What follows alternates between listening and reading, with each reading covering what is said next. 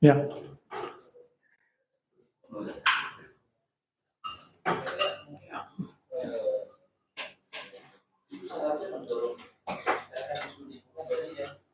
Yang dekat. Jadi saya cerita ke Pak Asep. Beberapa minggu saya ini kan pemelihara burung kicauan. Beberapa minggu terakhir ini saya mengalami krisis jangkrik. Jadi saya tidak menemukan jangkrik dengan ukuran yang memadai untuk pakan burung. Susah sekali di mana-mana. Saya sudah keliling di mana-mana. Di Karawang nggak ada. Di Jakarta, pasar Pramuka, pasar Jatinegara, seluruh pasar hewan saya datang. Di Bandung kayak gitu. Di pasar Sukahaji itu, saya ombak-ombak nggak ada di jangkrik besar. Di Jakarta artinya ini merata. Gitu. Artinya ini merata.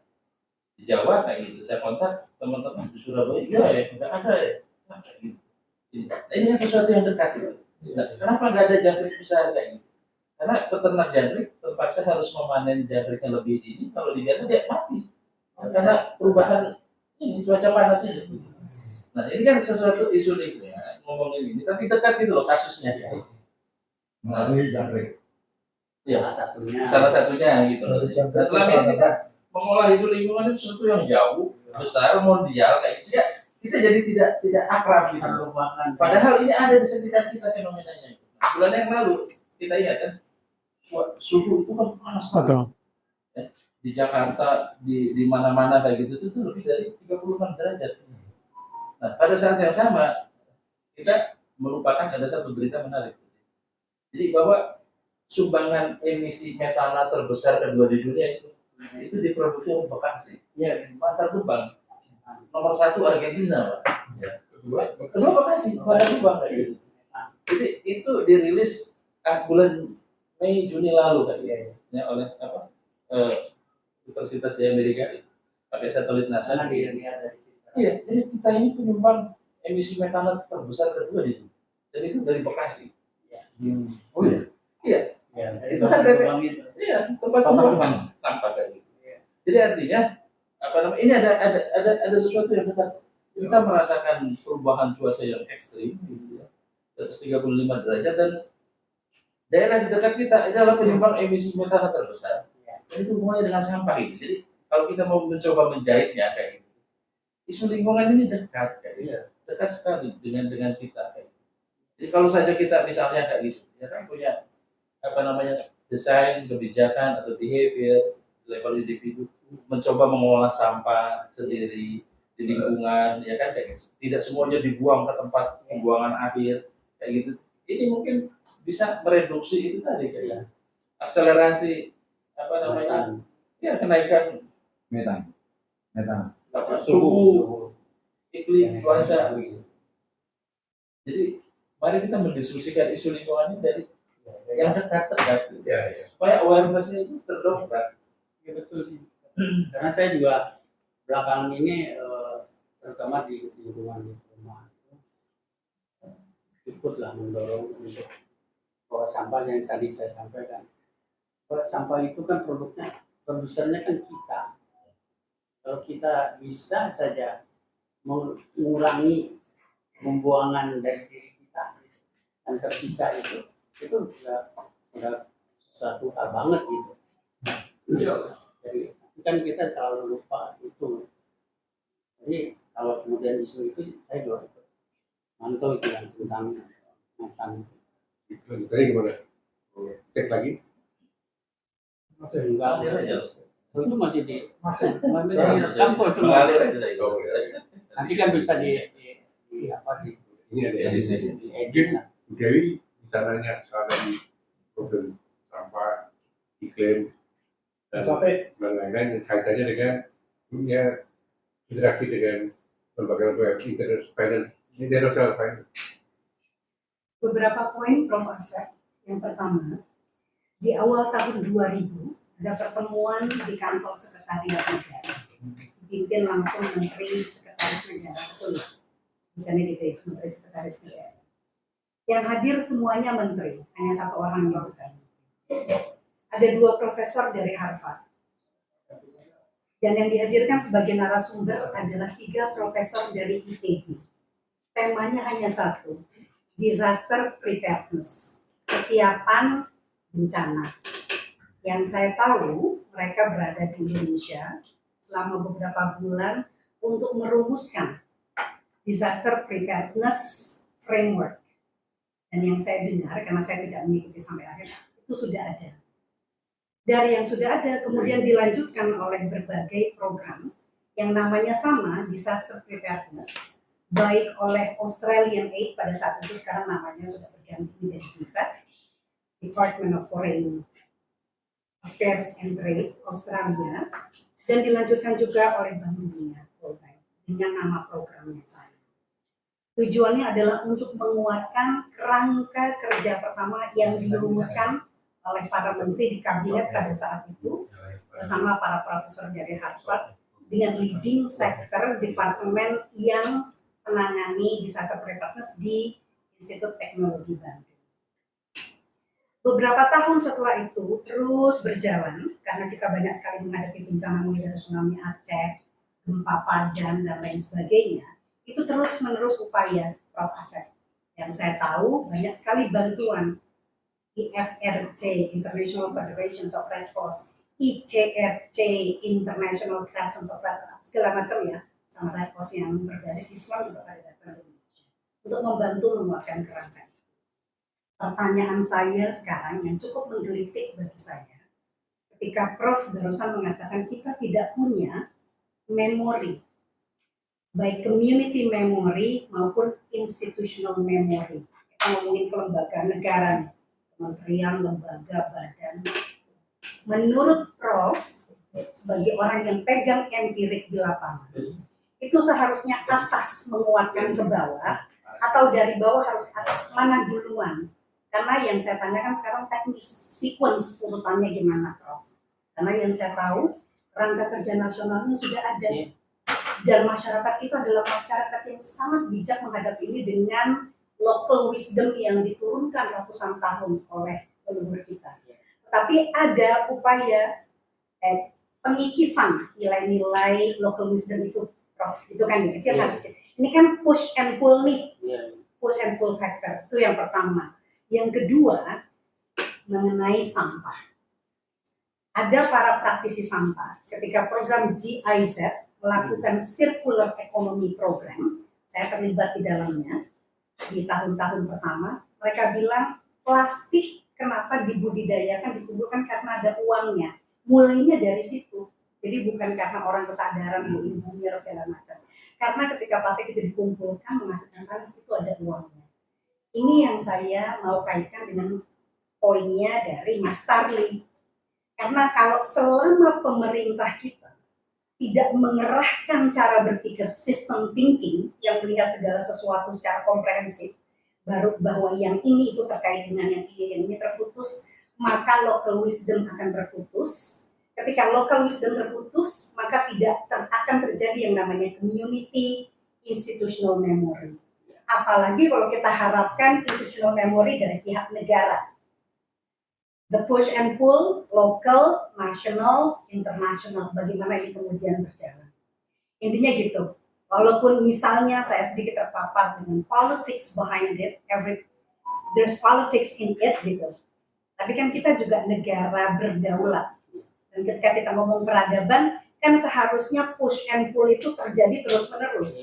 Bukan kita pull terus-terusan, berarti kita bangsa yang kalah. Silakan Prof. Ya, ini menarik ini. Secara sistematis dan itu yang kita alami. Kebetulan kan saya Pak Adi pun sudah terlibat sebagai pilot.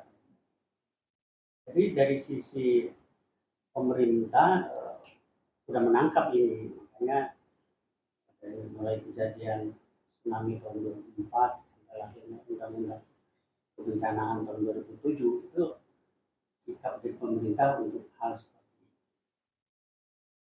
kedepannya itu jangan sampai terulang. Saya kan itu harapannya kan untuk undang-undang pelajari dulu kan sekarang. Tapi pada kenyataannya kan implementasi dari ini kan seperti terjadi bolongan-bolongan. Malah dalam perjalanannya ini hal-hal yang seharusnya menjadi ditumbuh kembangkan memori yang ada di masyarakat lokal itu malah dihabiskan, itu yang kita alami sekarang. Jadi pertanyaannya tuh ini gimana sih haknya gitu ya kan? Padahal semuanya ini kalau kita amati udah heboh semua kan. Pemerintah udah merasa upaya, masyarakat juga sepertinya juga bukan tinggal diam karena dia yang mengalami juga kelihatannya. Ini kelihatannya upaya push and pull-nya itu tidak sinkron, tidak ketemu antara apa yang dirumuskan oleh pemerintah yang harus deliver ke masyarakat implementasi itu nggak ketemu. Jadi dan ini adalah kembali kepada governance-nya, tata kelolanya. Jadi kita tuh yang kekurangan itu tata kelolanya. Jadi sebetulnya masyarakat Indonesia itu dari dulu sampai sekarang belum hilang jati diri sebagai masyarakat yang tadi santun sesamanya, peduli terhadap alam, itu masih ada Pak, kalau kita perhatikan. Cuma hilang itu karena udah ada gerbong, ada semacam ada suasana gitu, bingar-bingar yang mengganggu dia ingin melakukan seperti apa yang dia lakukan. Itu yang saya alami di desa, kalau kita ke desa. Sebetulnya nurani mereka tuh tahu, tapi mau melakukan itu enggak. Sering harinya istilahnya tuh tidak ada pemerintah, kehadiran pemerintah gitu. Sering istilah itu kan ada. Jadi itu sampai di pelosok desa itu mereka tuh sebenarnya enggak, dengan kondisi yang hingar begini dia sebenarnya di tengah juga. Dia ingin sebenarnya melakukan sesuatu yang dia bisa lakukan untuk memenuhi kehidupan, tapi hingar-bingarnya itu kan udah kayak begitu. Jadi ini yang perlu kita pikirkan bersama. Jadi kalau kita terus berpikir menyiapkan konsep-konsep kayak tadi itu nggak kurang. Indonesia itu untuk melakukan itu, apalagi ngomongin ke orang lain, paling pintar. Ya, MP3i aja zaman kita ya terlibat, itu kan mahal bayarannya. Saya dengan Pak Hatta Rajasa kan Menko Ekonomi sama Pak Emil Salim komunikasi oke. Tapi ya kayak seperti itu. Toh implementasinya nggak ketemu. Sekarang kembali lagi, dan sepertinya isu-isu yang strategis itu kan diangkat tidak untuk di handle dengan serius. Soal pangan, energi, air misalkan. 3 hal ini aja ini nggak ada keseriusan dari hulu hilir untuk betul-betul handle ini. Karena 3 hal ini kan yang sangat vital. Pangan, energi, dan air. Nah, jadi saya juga sama punya pemikiran itu, sehingga ini gimana sih sebetulnya? Karena pull and push itu harus ketemu dan terus terjadi terjadi kemajuan, termasuk terbangunnya memori apapun, bukan sekarang bencana, memori apapun kita selalu dilupakan, bukan cuma bencana. Memori tentang rencana pembangunan Indonesia mau arah kemana aja bikin aja Indonesia Emas 45 yang nggak tahu seperti apa gitu. Ini kan menunjukkan bahwa kita nggak punya memori sebetulnya dalam segala hal. Iya, memori institusinya nggak seperti itu. Lantas masyarakat itu mengikuti seperti apa? Ya, jadi kembali misalkan ide yang Pak Pramono itu bagus, tapi kalau still alone seperti itu nggak akan ada banyak. Tapi ya mudah-mudahan terjadi istilahnya penularan, perambatan gitu. Upaya itu mungkin itu salah satu upaya yang harus diperbanyak, kesadaran dari mantan-mantan yang mengalami secara langsung seperti yang di Jepang misalkan, dia khawatir seperti itu. Ya kita juga harus turun. Jadi bukan hanya Pak Pramono yang sekarang sedang gubernur, mungkin kita Pak di Polda. Saya yang kita paham begitu ke daerah, misalnya seperti saya secara pribadi, saya sering ke kampung itu, saya sendiri mengalami sesuatu hal yang sulit untuk bergerak di kampung sini. Serius, sulit untuk bergerak di kampung sini. mereka menokohkan kita sebagai sesepuh. Kebetulan kampung saya tuh udah sepuh, saya udah paling sesepuh di kampung itu, dan kebetulan mereka tahu ya saya juga punya pengalaman banyak. Jadi kalau datang kita ngobrol begini, tapi kita lihat kehidupan itu kembali lagi seperti yang tadi sampaikan, bahwa mereka itu sudah jadi gamang. Tahu bahwa sampah itu punya akibat dunia, tahu. Tapi kalau kemudian kita tidak, ini loh ada uangnya gitu, nggak jalan. Ini yang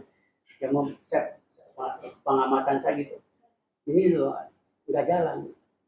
Karena di sisi lain dia datang, hanya tinggal datang udah dapet, ada bansos, ada itu. Kita mau ngangkat ini yang sifatnya memang sebetulnya tidak mendapat keuntungan langsung saat itu dia, tapi keuntungan di belakang hari kan lebih jauh banyak manfaatnya gitu. Itu tidak tertangkap oleh mereka di desa.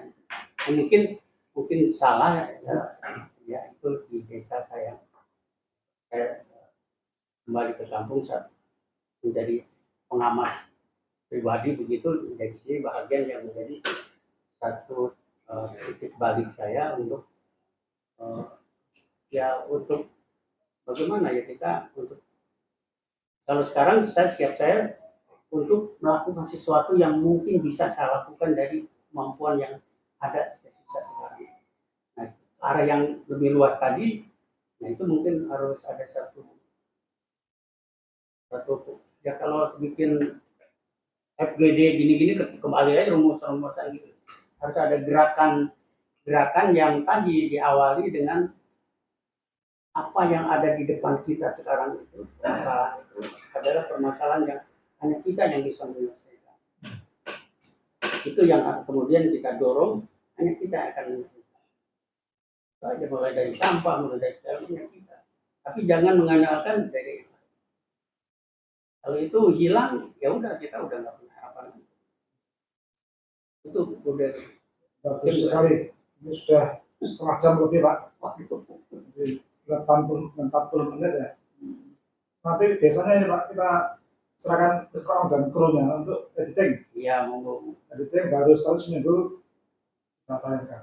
Jadi kita kumpulkan dulu kemarin dengan Kiai Agus sudah, Pak Agus. Hari ini dengan Pak Dipo dan Pak Sep. Requestnya Pak Dian itu, nanti Pak Dipo diharapkan ini Pak, ada podcast sendiri ngomong soal demonstrasi. Salah satunya itu pengalaman Bapak dulu seperti apa waktu muda itu dibandingkan dengan demonstrasi yang sekarang yang konon banyak saran, bayaran dan macam sebagainya. Itu minggu depan ya? Hah? Minggu depan. Minggu depan. Ya. Tapi Mas tadi kan sudah buat ininya, semacam tornya gitu. Mungkin lebih santai Pak Dipo nanti ngomong sendiri, kita kasih pertanyaan tertulis, itu nanti kita ambil di situ. Oke, itu lebih bagus kalau ada yang tertulis pertanyaan. Saya siapin lagi. Karena fatwanya Pak Dian, ya Pak Dipo harus tampil yang perdana. Nih. Dipublish ya. Kalau yang tampil perdana bukan Pak Dipo, Pak Dian akan ini pindah lembaga gitu. Ancamannya mengerikan. Ancamannya kalau sampai segitu.